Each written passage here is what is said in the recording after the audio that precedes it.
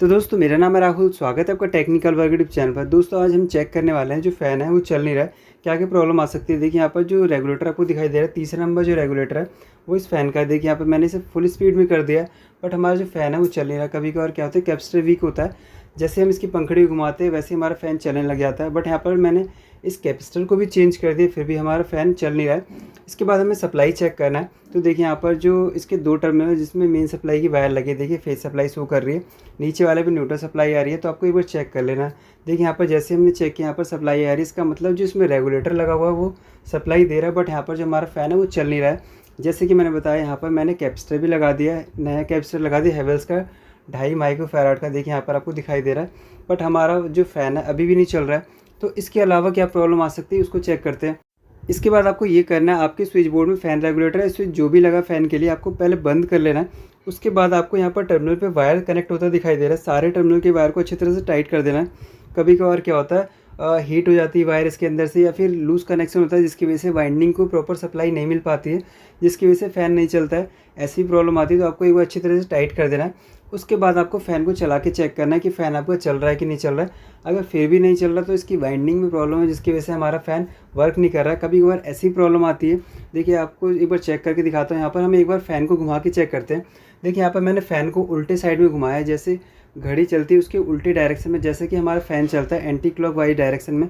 जैसे मैंने यहाँ पर घुमाया, हमारा जो फ़ैन है वो चलने लगा है।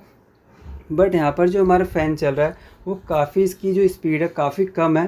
फ़ैन की डायरेक्शन अभी ठीक है, उल्टे डायरेक्शन में चलता है, घड़ी चलती है उसके उल्टे डायरेक्शन में चलता है, ऐसे ही हमारा फ़ैन चलता है। बट यहाँ पर जो फ़ैन की स्पीड है अभी कम है। तो इसमें क्या प्रॉब्लम है, इसके बाद हमें क्या करना है, एक बार इसे रोक के दोबारा इसे चला के चेक करना है। देखिए एक बार और इसे रोकता हूँ और इसे एक बार हम सीधे डायरेक्शन में चला के देखते हैं। तो यहाँ पर जैसे घड़ी चलती है उस डायरेक्शन में एक बार घुमाता हूँ। देखिए जैसे मैं यहाँ पर इसे मैंने घुमाया, यहाँ पर भी हमारा फ़ैन चल रहा है। इसका मतलब क्या है, इसकी वाइंडिंग के अंदर प्रॉब्लम है। यहाँ पर जो फ़ैन है हमारा उल्टे डायरेक्शन में भी घूम रहा है, घड़ी की उल्टी डायरेक्शन में भी घूम रहा है और घड़ी की सीधी डायरेक्शन में भी घूम रहा है। बट यहाँ पर जो फ़ैन की स्पीड है काफ़ी कम है। कैपेसिटर को चेंज करने के बाद जो हमारी फ़ैन की स्पीड होती है बढ़ जाती है और एक ही डायरेक्शन में मूव करता है। बट यहाँ पर जो हमारा फ़ैन है दोनों डायरेक्शन में घूम रहा है। तो इसका मतलब क्या है, इसके अंदर जो वाइंडिंग है उसमें प्रॉब्लम है, कॉइल में प्रॉब्लम, कॉइल वीक हो गई है, जिसकी वजह से हमारा फ़ैन दोनों डायरेक्शन में घूम रहा है। या फिर ऐसा भी हो सकता है जो वाइंडिंग की वायर अंदर से आई, कोई एक वायर जल गई, इसकी वजह से प्रॉपर सप्लाई वाइंडिंग को नहीं मिल पा रही है, जिसकी वजह से फ़ैन हमारा नहीं चल रहा है, या फिर चल रहा है तो दोनों डायरेक्शन में चल रहा है। तो इसके लिए आपको क्या करना है, फ़ैन को खोल के किसी भी इलेक्ट्रिकल शॉप पे चेक करवा देना है। इसे खोलने के लिए देखिए यहाँ पर सबसे पहले रेगुलेटर या स्विच को बंद कर लेना, पहले चेक कर लेना सप्लाई तो नहीं आ रही। इसके बाद आपको क्या करना है, ये जो मेन सप्लाई की वायर है उसको निकाल के, ऊपर एक नट बोल्ट लगा होता है जो कि आपको ये दिखाई दे रहा है, खोल के आपको इसे किसी भी इलेक्ट्रिकल शॉप पे चेक करवा देना। देखिए यहाँ पर मैंने इसे निकाल दिया। तो यहाँ पर मेरे पास एक एक्स्ट्रा फ़ैन रखा हुआ है, इसे हम लगा के चेक करते हैं। जैसे कि यहाँ पर जो हमारा पहला वाला फ़ैन है वो ख़राब है, और यहाँ पर जो दूसरा फ़ैन लिया है इसको हम लगा के चेक करेंगे। यहाँ पर आपको जो 3 पंखड़ी दिखाई दे रही है, तीनों पंखड़ी को खोल के आपको रिपेयर करने के लिए दे देना। उसके बाद वापस ठीक करवा के सेम वैसे लगा देना जैसे हमने निकाला है। यहाँ पर देखिए मैंने जो मेरे पास एक्स्ट्रा फ़ैन रखा था उसे मैंने लगा दिया, और यहाँ पर देखिए नट बोल्ट टाइट कर दिया। और यहाँ पर एक पिन लगी होती है, पिन को भी लगाना ज़रूरी है यहाँ पर, ताकि यहाँ पर कभी लूज़ हो तो ये पिन सेफ्टी का काम करती है। और यहाँ पर जैसे कि यहाँ पर पहले कनेक्शन रखे थे, 2 वायर कनेक्ट थी मेन सप्लाई की, यहाँ पर मैंने वापस लगा दिया जैसे पहले कनेक्शन था।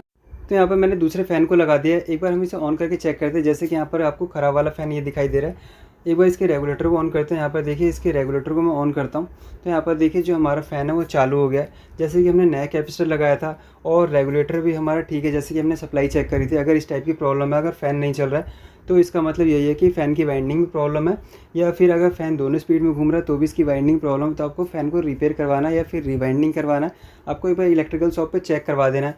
तो यहाँ पर देखिए जो हमारा फ़ैन है चलने लगा है, जैसे हमने दूसरे फ़ैन को लगाया, इसका मतलब सप्लाई आ रही है।